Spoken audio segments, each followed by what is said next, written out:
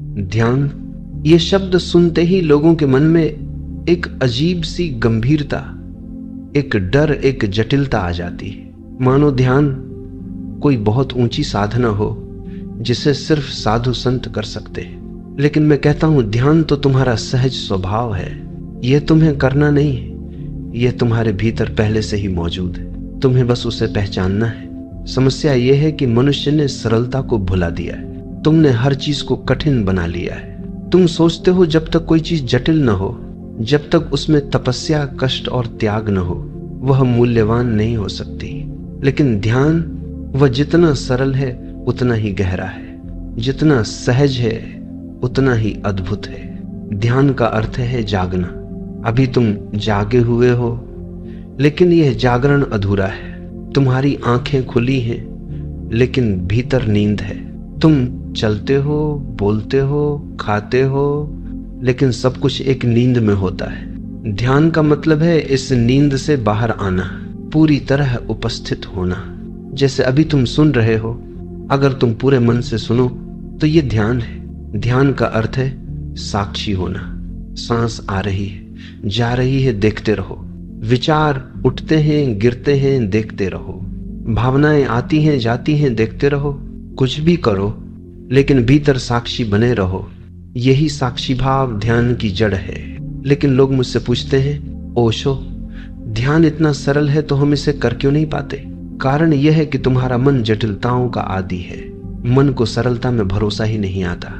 अगर मैं कहूं बस बैठो और सांस देखो, तो मन कहेगा बस इतना ही, इसमें क्या रखा है? मन चाहता है कोई बड़ी प्रक्रिया, कोई मंत्र, कोई दीक्षा। मन को लगता है कि जब तक कोई चीज कठिन न लगे वो असली नहीं है। लेकिन ध्यान मन की तर्क शक्ति के विपरीत है। ध्यान है बिना प्रयास के होना, और मन हमेशा प्रयास में है। याद रखना, जहां प्रयत्न है वहां ध्यान नहीं है। जहां सहजता है वहीं ध्यान खिलता है। अब मैं तुम्हें एक छोटी सी विधि बताता हूं। बैठ जाओ, आंखें बंद करो, कोई आसन की चिंता मत करो, आराम से बैठो जैसे तुम्हें सहज लगे, और बस अपनी सांस पर ध्यान दो। सांस भीतर आ रही है देखो, सांस बाहर जा रही है देखो। कोई नियंत्रण मत करो, गहरी सांस लेने की कोशिश मत करो, सिर्फ देखो। शुरू में मन भटकेगा, विचार आएंगे, कभी तुम्हें कल की बातें याद आएंगी, कभी भविष्य की चिंता उठेगी। लेकिन घबराना मत, सिर्फ देखो। धीरे धीरे तुम पाओगे कि विचार आते हैं और चले जाते हैं।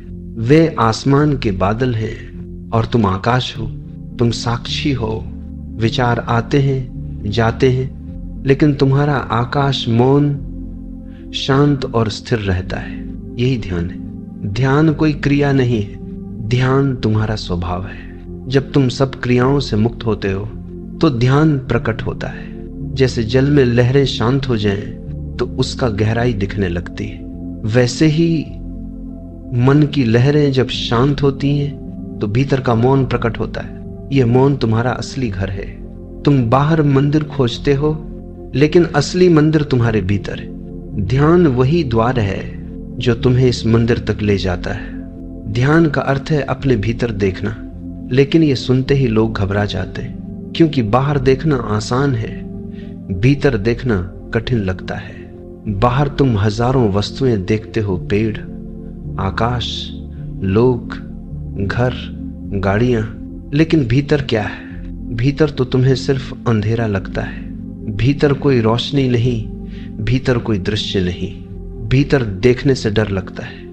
यही डर मनुष्य को भीतर जाने से रोकता है। तुम्हें लगता है अगर मैं भीतर गया तो शायद खो जाऊंगा, शायद पागल हो जाऊंगा, शायद कुछ अनहोनी हो जाएगी। लेकिन सच यह है कि भीतर ही तुम्हारा घर है। बाहर तुम सिर्फ मेहमान हो, भीतर ही तुम्हारी जड़ें हैं, तुम्हारा अस्तित्व है। ध्यान वही कला है जो तुम्हें भीतर उतरना सिखाती है, और भीतर जाने के लिए किसी मानचित्र की जरूरत नहीं है, क्योंकि तुम जहां भी जाओ अंततः तुम अपने ही केंद्र में पहुंचोगे। ध्यान में सबसे पहली बाधा है मन। मन हमेशा शोर करता है। तुमने देखा होगा, अगर तुम 1 मिनट चुपचाप बैठ जाओ तो मन कितनी बातें करने लगता है। मन लगातार बड़बड़ाता रहता है। कल क्या हुआ, कल क्या होगा, किसने क्या कहा, किसने क्या किया। तुम सोचते हो तुम मन को नियंत्रित कर लोगे, लेकिन यही गलती है। मन को नियंत्रित करना असंभव है, क्योंकि जो नियंत्रित करेगा वही मन है। तुम्हारे भीतर जो मैं कहता है वही मन है। अगर वही मन को नियंत्रित करेगा तो ये जैसे चोर को पहरेदार बना देना है। ध्यान में मन से लड़ाई नहीं, ध्यान में मन को स्वीकार करना है। जो भी हो रहा है उसे होने दो, सिर्फ साक्षी बने रहो। मान लो तुम नदी किनारे बैठे हो, नदी बह रही है, पानी आता है जाता है, तुम देखते रहते हो, तुम नदी को रोकते नहीं। अगर तुम नदी को रोकने की कोशिश करोगे तो व्यर्थ थक जाओगे। मन भी एक नदी है, विचार उसके जल की तरह है। वे आते हैं, बहते हैं, चले जाते हैं। तुम्हें बस किनारे बैठकर देखना है। जितना तुम देखते हो उतना तुम किनारे पर ठहर जाते हो। धीरे धीरे तुम समझ जाते हो कि तुम नदी नहीं हो, तुम सिर्फ साक्षी हो। यही समझ ध्यान का पहला फूल है। लोग कहते हैं ध्यान करना कठिन है। मैं कहता हूं ध्यान करना कठिन नहीं है, ध्यान न करना कठिन है। देखो, जब तुम ध्यान में नहीं हो तो तुम्हारा पूरा जीवन तनाव से भरा होता है। चिंता, क्रोध, ईर्ष्या, घृणा, ये सब तुम्हें खा जाते हैं। तुम्हारी नींद खराब होती है, तुम्हारा स्वास्थ्य बिगड़ता है, तुम्हारे संबंध टूटते हैं। ये सब कठिनाई है, ये सब पीड़ा है। और ध्यान तो शांति है, ध्यान तो सहजता है, ध्यान तो मौन है। इसलिए ध्यान कठिन नहीं है, ध्यान सबसे सरल है। कठिनाई तो ध्यान से भागने में है। अब मैं तुम्हें दूसरा प्रयोग बताता हूं। जब भी मौका मिले सिर्फ 5 मिनट चुपचाप बैठो। कोई बड़ी साधना की जरूरत नहीं। मनुष्य का सबसे बड़ा सवाल है, मैं खुश क्यों नहीं हूं? तुम्हारे पास सब कुछ हो सकता है, पैसा, घर, परिवार, नौकरी, मान सम्मान, लेकिन भीतर एक खालीपन बना रहता है। यही खालीपन मनुष्य को बेचैन करता है, और वही बेचैनी, वही खोज उसे बार बार पूछने पर मजबूर करती है, खुशी आखिर मिलती कहाँ है और क्यों ये बार बार हाथ से फिसल जाती है। मैं कहता हूं, खुशी कोई ऐसी चीज नहीं है जिसे पाया जाए। खुशी तो तुम्हारी आंतरिक स्थिति है। जब तुम अस्तित्व से जुड़े होते हो, जब तुम अपने आप से एक हो जाते हो, तो खुशी अपने आप खिलने लगती है। और एक बार खिल जाए तो वह रुकती नहीं, वह बढ़ती जाती है, क्योंकि उसका स्वभाव ही बढ़ना है। पहला सूत्र, खुशी भीतर से जन्म लेती है। समझो, एक भिखारी सड़क पर बैठा है। लोग सोचते हैं कि ये बेचारा दुखी होगा, लेकिन अगर उसने जीवन को स्वीकार लिया है तो वही भिखारी संत भी बन सकता है। और एक राजा जिसके पास सब कुछ है, महल, संपत्ति, सैनिक, धन, दौलत, वह गहरे दुख में डूबा हो सकता है। तो असली सवाल बाहर का नहीं है, सवाल भीतर का है। खुशी भीतर से जन्म लेती है, जैसे फूल अपनी खुशबू भीतर से देता है। तुम्हें बाहर कहीं खोजने की जरूरत नहीं, जो भीतर है उसे पहचानना है। दूसरा सूत्र, खुशी और दुख का खेल। तुम्हारे मन ने एक चाल सीखी है। वह हमेशा कहता है, जब यह मिलेगा तब खुश रहूंगा। जब बच्चा होता है तो सोचता है, अगर खिलौना मिल जाए तो खुश रहूंगा।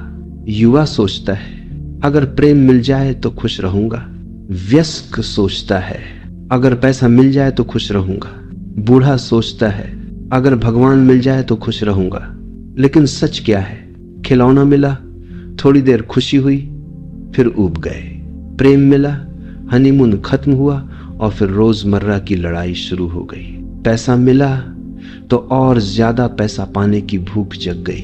भगवान खोजने निकले तो और ज्यादा उलझने खड़ी हो गई। मन हमेशा कहता है, खुशी कहीं आगे है, लेकिन आगे कुछ नहीं है। खुशी तो अभी है, यही है। तीसरा सूत्र, खुशी का रहस्य है स्वीकृति। मैं एक छोटी कहानी सुनाता हूं। एक साधु था। लोग पूछते, आप हमेशा मुस्कुराते रहते हैं, रहस्य क्या है? वह कहता, रहस्य बहुत साधारण है। हर सुबह जब मैं आंख खोलता हूं तो खुद से कहता हूं, आज मेरे पास 2 रास्ते हैं, दुखी होना या खुश होना, और मैं हर बार खुशी चुन लेता हूं। याद रखना, खुशी चुनाव है, खुशी परिस्थिति पर निर्भर नहीं है, खुशी इस बात पर निर्भर है कि तुमने अपने मन को कैसे देखा और कौन सा रास्ता चुना। चौथा सूत्र, खुशी बढ़ाने का तरीका। खुशी एक नदी की तरह है, यदि तुम उसे रोकने की कोशिश करोगे तो वह सड़ जाएगी। लोग खुशी को रोकना चाहते हैं। जैसे ही कोई सुख का पल आता है वे डर जाते हैं, यह पल चला जाएगा, और इसी डर से खुशी टूट जाती है। खुशी को रोकने की कोशिश मत करो, खुशी को बहने दो, खुशी को बांट दो। जो भी छोटा सा पल मिले किसी के साथ साझा करो, जैसे दीपक अपनी लौ साझा करता है। एक दीपक से 1000 दीपक जल सकते हैं, लेकिन उसकी रोशनी कम नहीं होती, बल्कि जितने दीपक जलते हैं अंधकार उतना ही मिटता है। 5वां सूत्र, ध्यान और खुशी। तुम्हारा मन हमेशा अतीत और भविष्य में भटकता है, वह कभी वर्तमान में नहीं रहता, और जब तक तुम वर्तमान में नहीं जीते तब तक खुशी असंभव है। ध्यान का अर्थ है अभी में लौट आना, जो है उसे देखना, जो है उसे स्वीकारना। जब तुम ध्यान में बैठते हो, जब तुम सांस को देखते हो, तो अचानक मन शांत हो जाता है और उसी शांति में खुशी की पहली लहर उठती है। 6ठा सूत्र, मासूमियत ही असली खुशी है। बच्चों को देखो, वे किसी बड़ी चीज की वजह से खुश नहीं होते। एक तितली उड़ रही हो, बस वही काफी है। एक बारिश की बूंद गिर जाए, बस वही काफी है। एक खिलौना टूट जाए, फिर भी वे हंसते हैं। बच्चों की खुशी छोटी छोटी चीजों से है, क्योंकि बच्चे मासूम हैं, उनका मन अभी बोझिल नहीं हुआ। जैसे जैसे हम बड़े होते हैं, हमारी मासूमियत खो जाती है, हमारे भीतर गणना भर जाती है। लाभ हानि, फायदा